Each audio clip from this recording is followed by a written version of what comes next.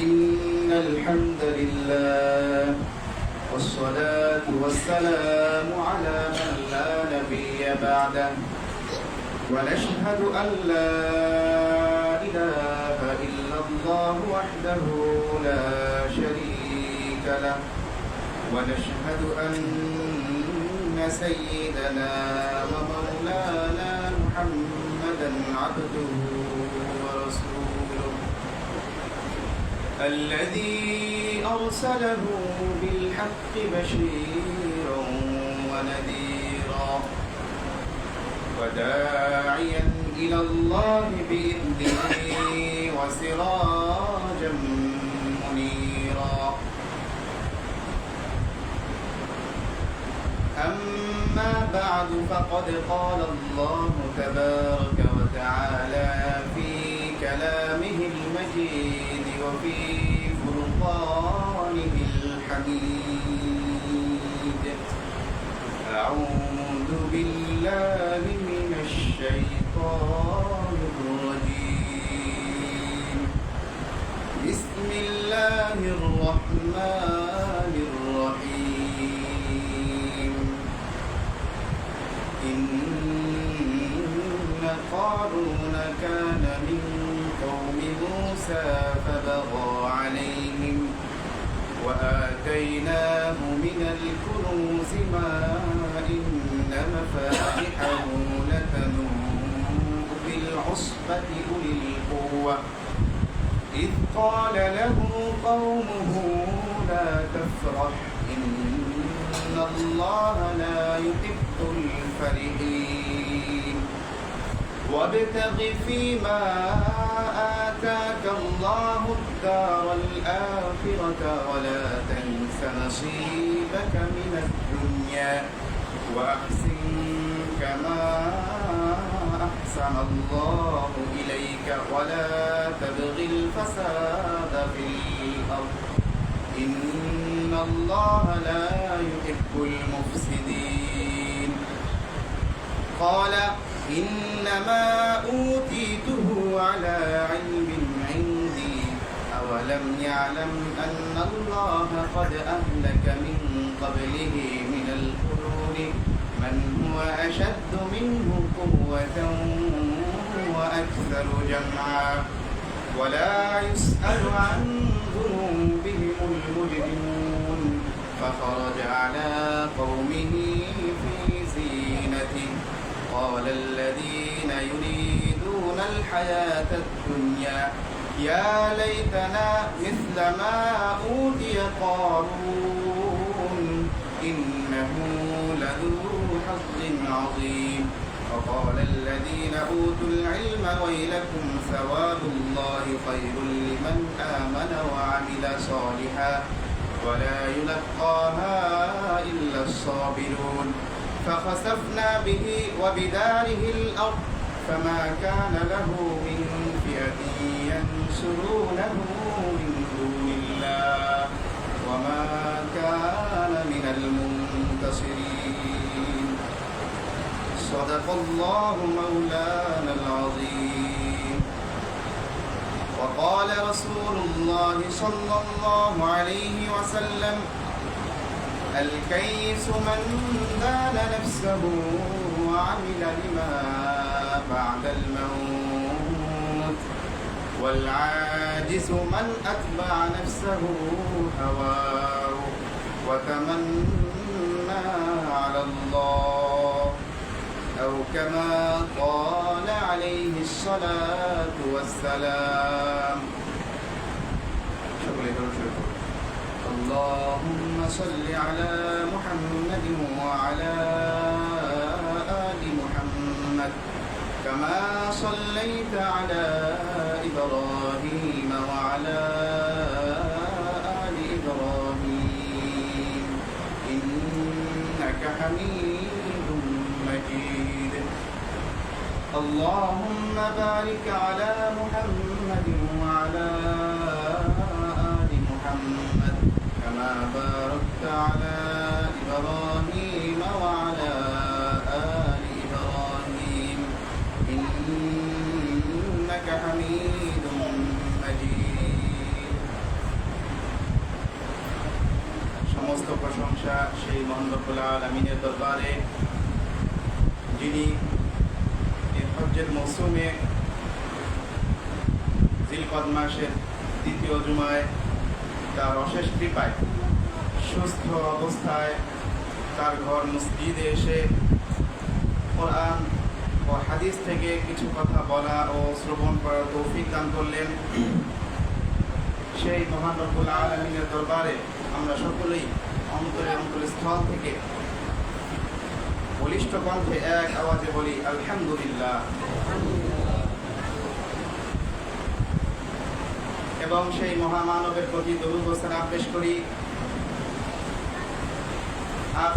আখির নবী, বিশ্ব নবী, দো জাহানের কান্ডারি, ইমামুল আম্বিয়া, খাতামুল আম্বিয়া হযরত মুহাম্মদুর রাসূলুল্লাহ সাল্লাল্লাহু আলাইহি ওয়াসাল্লাম, যেই নবীর উম্মত হওয়ার জন্য অন্যান্য নবীর কওমেরা, অনুসারীরা, উম্মতেরা পাগল ছিল, সেই নবীর প্রতি দরুদ ও সালাম পেশ করি। সকলেই বলি সাল্লাল্লাহু আলাইহি ওয়াসাল্লাম।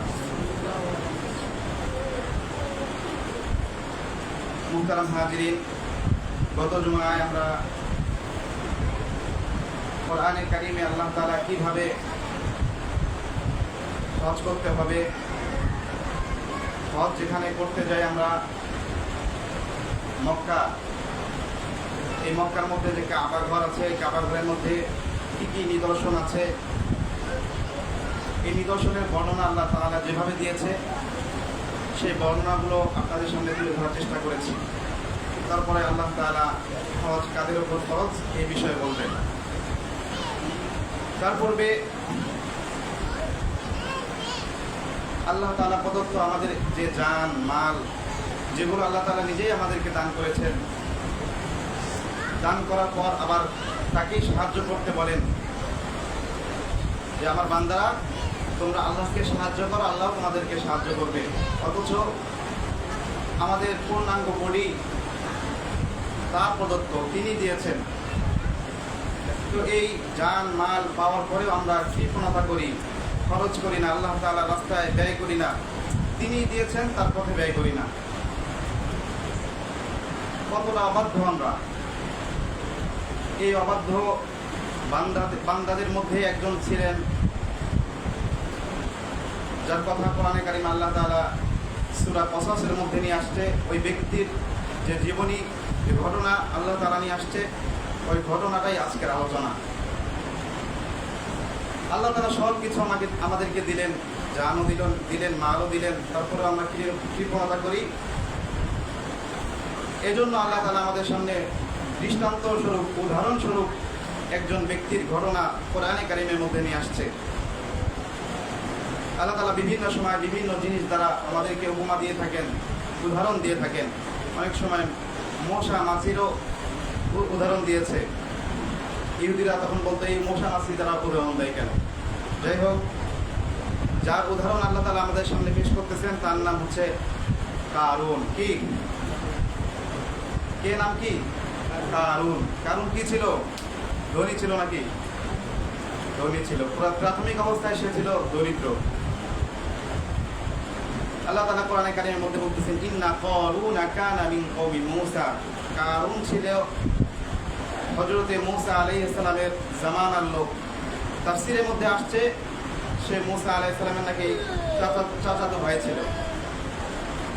সে যখন দরিদ্র ছিল, গরীব ছিল, তখন একদিন মূসা আলাইহিস সালামকে ডাক দিয়ে বলতেছে, ও মূসা, তুমি তোমার রবের কাছে, তুমি তোমার খোদার কাছে যাই চাও তাই পাও।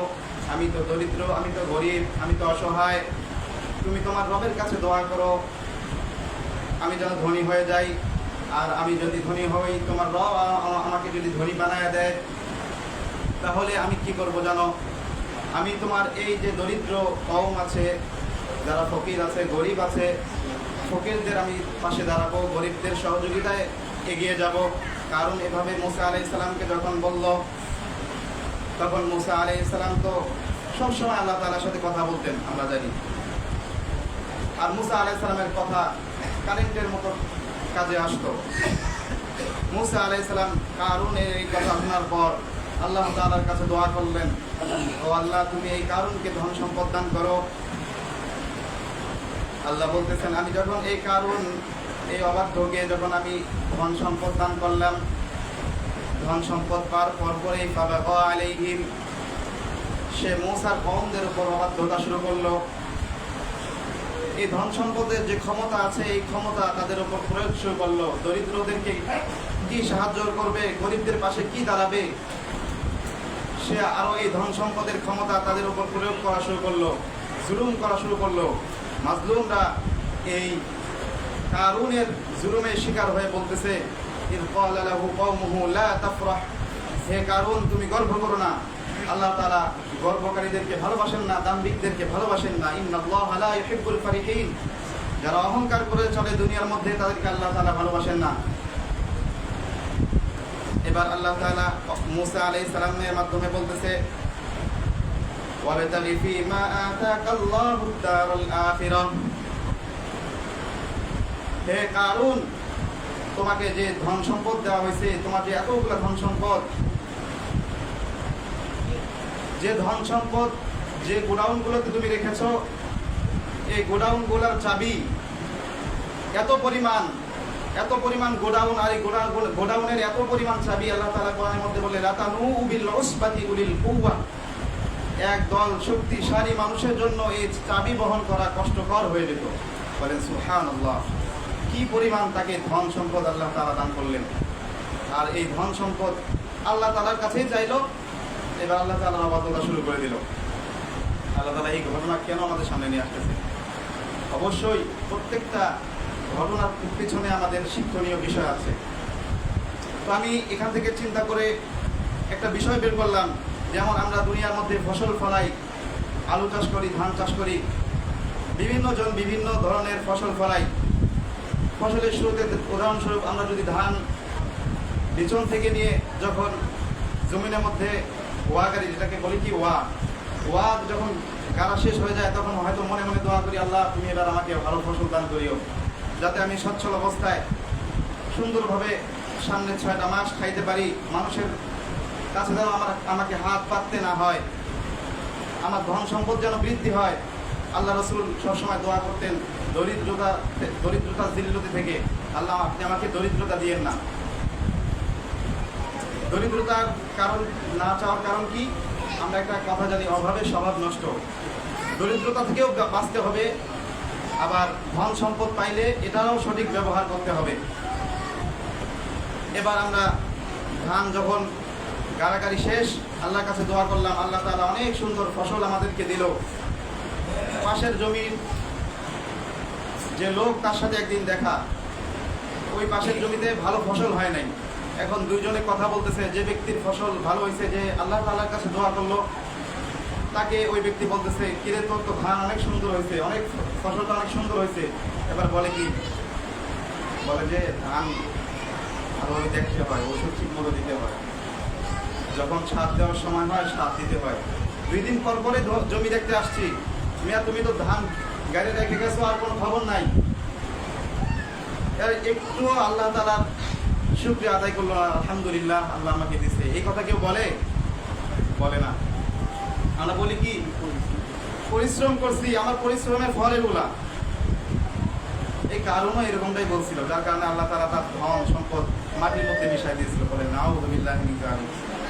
মুহতারাম হাজিরিন, আজকে আমরা যে ধন সম্পদ পাইছি, আল্লাহ বলে, ও বান্দা আলাম নাজআল লাহু আইনাইন, তোমার যে দুটা চক্ষু দিয়ে তুমি দেখতেছো, এই দুটাকে আমি দেই নাই? আলাম নাজআল লাহু আইনাইন, তোমার চক্ষু দুটো আমি দেই নাই? ওয়া লিসানান, তোমাকে আমি জিহ্বা দান করি নাই? ওয়া শাফাতাইন, তোমার দুটা ঠোঁট আমি দান করি নাই? আমাদের বডির মধ্যে যেগুলো মেন জিনিস, এই মেন জিনিসগুলোর নাম ধরে আল্লাহ বললেন। চোখের কথা বললেন, মুখের কথা বললেন। চোখ ছাড়া আমরা অচল, মুখ ছাড়া আমরা অচল। প্রথমে এই দুইটা জিনিসের কথা আল্লাহ বললেন, তারপরে একবারে আম ভাবে বলে দিলেন খালাকাল ইনসান। বিভিন্ন জায়গায় বিভিন্ন ভাবে বলছে, লাকাদ খালাকনাল ইনসানা ফি আহসানি তাকওয়িম। পূর্ণাঙ্গ বডিটাকে আল্লাহ তাআলা বানাইছে। আর এই বডি দ্বারা তুমি কি করলা? ঔষধ দিতে গেলা ধান বাড়িতে, সার দিতে গেলা, 2 দিন পর পর ধান বাড়ি দেখতে গেলা। এই বডির ওসিলায় তুমি কি পাইলা? সম্পদ পাইলা, মাল পাইলা। কি পাইলা? সম্পদ মাল পাইলা। সুতরাং এই সম্পদও কার পক্ষ থেকে? কার পক্ষ থেকে? আল্লাহ তাআলার পক্ষ থেকে। এই বডি তো আল্লাহ তাআলার পক্ষ থেকে, আর এই বডিকে খরচ করে ব্যয় করেই তো তুমি কি পাইলা? মাল পাইলা। আর এই মাল পাওয়ার পরেই তুমি আমি আল্লাহকে ভুলে গেলা। আল্লাহ বলে ইয়া আইয়ুহাল্লাযীনা আমানু, হে ঈমানদারগণ, ইন তানসুরুল্লাহ, তুমি আমি আল্লাহকে যদি দান করো, সাহায্য করো, ইয়ানসুরকুম, আমি আল্লাহ তাআলাও তোমাকে সাহায্য করব। বলেন সুবহানাল্লাহ। আল্লাহ তাআলা কতটুকু দয়াবান দেখেন, নিজেই বডি দান করলেন, নিজেই সব কিছু সম্পদ যা কিছু আছে সব কিছু দান করলেন। দান করার পরে বলতেছে তুমি যদি আমি আল্লাহকে দান করো, সাহায্য করো, আমিও তোমাকে সাহায্য করবো। সুবহানাল্লাহি ওয়া বিহামদিহি, সুবহানাল্লাহিল আযীম। মুহতারাম হাজিরিন, এরপরে কারুনকে এত সম্পদ দেওয়ার পরে আল্লাহ তাআলা নসিহত করতেছে, ও কারুন, ওয়াবতাগি ফীমা আতাকাল্লাহু দারুল আখিরাহ, তোমাকে আল্লাহ তাআলা যে সম্পদ দান করলো, এই সম্পদ, এই ক্ষণস্থায়ী জীবনের সম্পদ দিয়ে তুমি পরকালের স্থায়ী জীবনকে পুরয় করো। পরকালে তুমি ঘর বানাও, বাড়ি বানাও। রাসূলের হাদিস, মান বানাল্লাহু মাসজিদান বানাল্লাহু লাহু বাইতান ফিল জান্নাহ। সুবহানাল্লাহ। যে ব্যক্তি মসজিদ নির্মাণ করলো, সে যেন জান্নাতের মধ্যে একটা ঘর নির্মাণ করলো। বলেন সুবহানাল্লাহ। মসজিদ যথেষ্ট পরিমাণ হয়েছে। এই কথার অর্থ কি? যে মসজিদে দান করলো, সে অবশ্যই জান্নাতে কিছু একটা তৈরি করলো, জান্নাতে একটা বাড়ি তৈরি করলো। আমরা দুনিয়ার মধ্যে যেমন টাকা পয়সা ছাড়া চলতে পারি না, টাকা পয়সা হলে আমাদের মাথা ফ্রেশ থাকে, চিন্তা থাকে না। টাকা পয়সা না থাকলে চিন্তায় পেরেশানিতে ভুগতে হয়।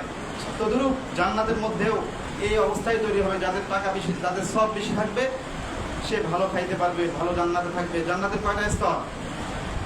জান্নাত কয়টা? 8টা। তাহলে যাদের সব বেশি হবে, সে কি সর্বোচ্চ জান্নাত পাবে না?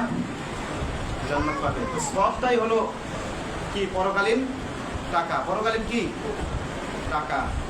এই দুনিয়ার জীবনে আমরা যে ধন সম্পদ পাইলাম, এটার যদি সঠিক ব্যবহার করি, তাহলে পরকালের জন্য, স্থায়ী বাড়ির জন্য আমরা কি করলাম? টাকা রেখে দিলাম। মুহতারাম হাজিরিন, আল্লাহ প্রদত্ত এই বডি এবং আল্লাহ প্রদত্ত এই মাল আমরা সঠিকভাবে ব্যবহার করি। দেখেন কারুনকে কিভাবে আল্লাহ তাআলা ধ্বংস করছে। সামনে বলতেছে, প্রথমে কি বললেন? দুনিয়ার এই মাল দ্বারা তুমি পরকালের বাড়ি ক্রয় করো, বাড়ি তৈরি করো, পরকালের সামান যোগায় নাও। আবার বলতেছে ওয়ালা তানসা নাসিবাকা মিনাদ দুনিয়া, এটা করতে গিয়ে আবার দুনিয়াকে ভুলে যাও না, এবার সব বিলীন করে দিও না। মানে দুনিয়াতেও তুমি চলতে পারবা। আল্লাহ তাআলা একটা, যেমন যাকাতের মধ্যে নিসাব একটা তৈরি করে দিছে 2.5%, 100 টাকায় 2.5 টাকা, 1000 টাকায় 250 টাকা, 1 লক্ষ টাকায় 2,500 টাকা, 1 কোটি টাকায় 2.5 লক্ষ টাকা।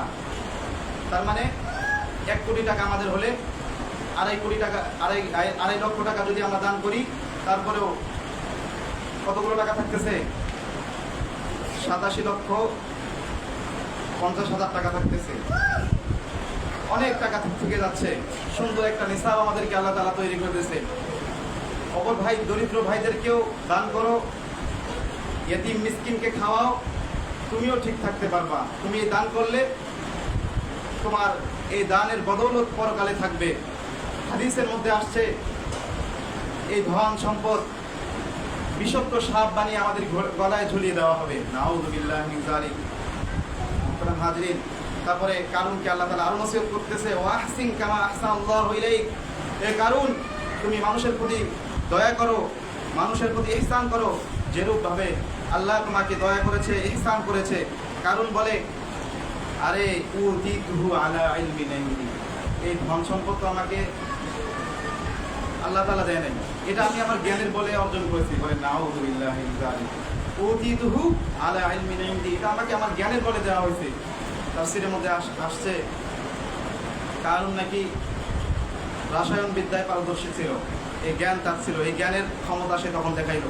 সে বলতেছে, আল্লাহ আমাকে এটা দেয় নাই, এটা আমি আমার জ্ঞানের বলে অর্জন করেছি, এই সম্পদ, এই এত সম্পদ। আল্লাহ তাআলা তখন ধমকি স্বরে বললেন, আওয়ালাম ইয়ালাম আন্নাল্লাহা ক্বাদ আহলাকা মিন ক্বাবলিহি মিনাল কুরুনি মান হুয়া আশাদ্দু মিনহু কুওয়া ওয়া আকসারু জামা।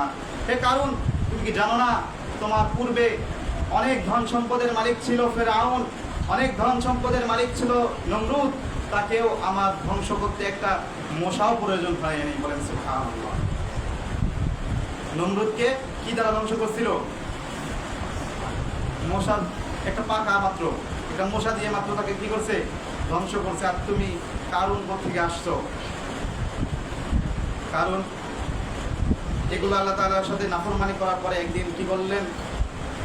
ফাখরাজা আলা কওমিহি ফি জিনাতি, তার যে ধন সম্পদ ছিল, উট ঘোড়া এবং তার যে লোক জনবল ছিল, তাদেরকে নিয়ে সজ্জিত হয়ে একদিন তার কওমদের সামনে বের হয়ে আসলো।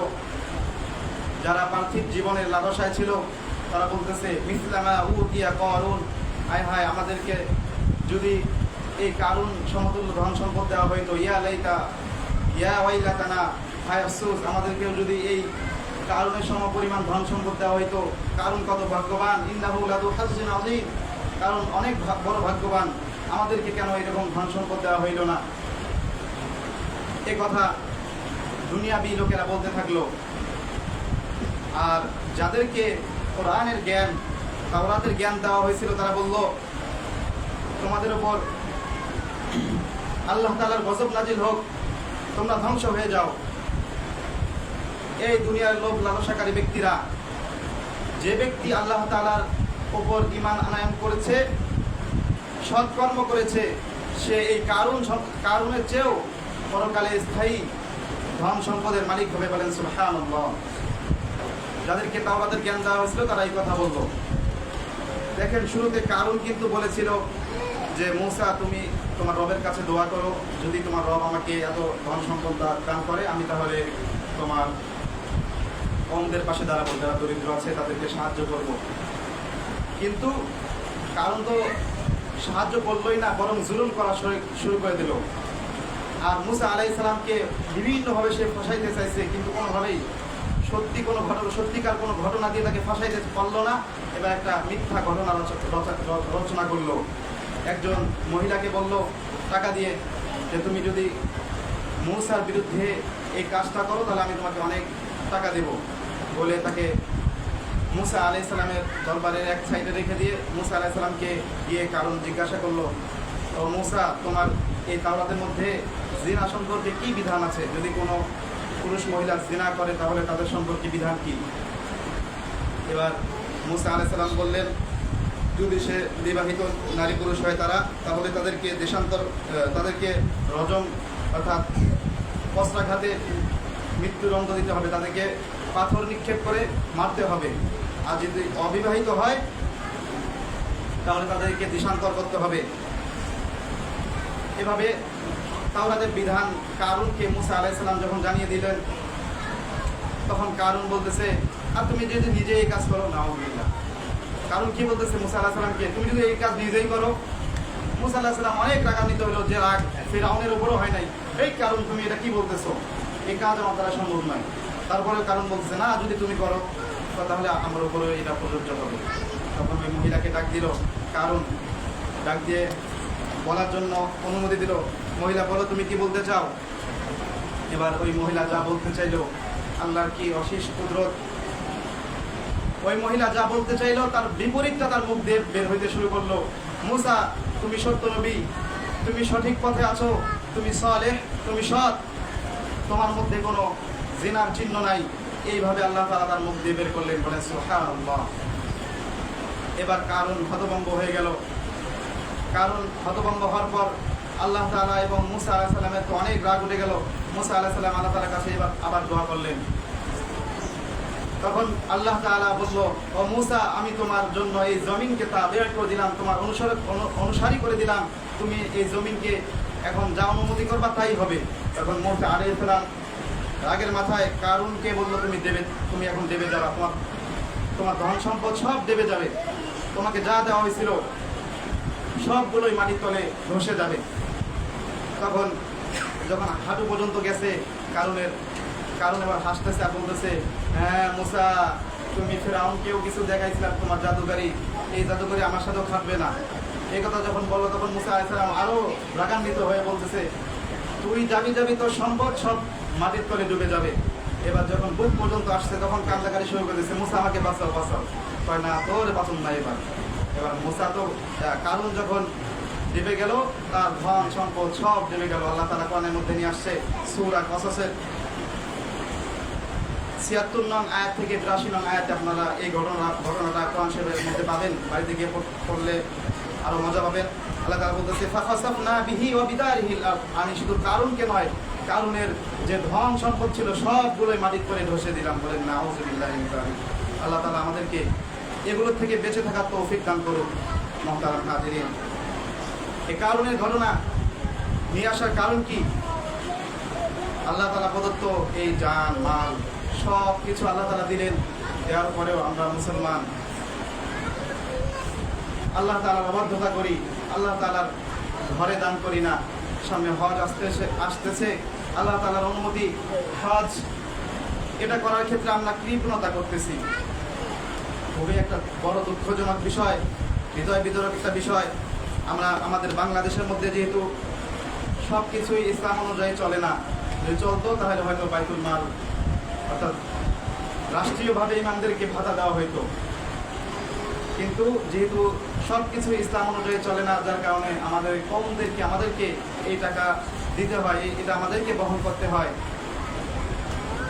বহন করতে গিয়ে আমাদের বিভিন্ন জনের বিভিন্ন রকমের তাকাদা থেকে যায়। হয়তো আমাদের বাড়িতে কমিটিরা বা দায়িত্বশীলেরা যায়, কিন্তু আমরা টাকা দিতে কষ্ট বোধ করি, বিভিন্ন জন বিভিন্নভাবে প্রেশার দেই, যার কারণে দেখা যায় যারা দায়িত্বশীল আছে মসজিদে তাদের মাথার উপরে এই চাপগুলো আসে। খুব দুঃখজনক বিষয়। এই মসজিদ আমাদের সকলের এ বিষয়ে মাথায় চিন্তা থাকতে হবে, সকলকে মিলেই এই মসজিদ আবাদ করতে হবে। মুহতারাম হাজিরিন, শুধু মসজিদের টাকার জন্য নয়, হজ সামনে, এই হজের মধ্যে আমরা কৃপণতা না করি এবং ইয়াতিম মিসকিন যারা আছে তাদেরকে সাহায্য সহযোগিতা করি। আল্লাহ তাআলা বলছেন আম্মা সাইলা ফালা তানহার, তোমরা ভিক্ষুককে ধমক দিও না। তোমাদের বাড়ির সামনে যখন ভিক্ষুক আসে, ভিক্ষুককে সাধ্য অনুযায়ী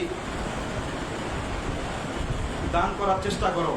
মুহতারাম হাজিরিন, আল্লাহ তাআলা এই কারুনের এই ঘটনা থেকে আমাদেরকে শিক্ষা অর্জন করার তৌফিক দান করুন। ওয়া আখিরু দাওয়ানা আলহামদুলিল্লাহি রাব্বিল আলামিন।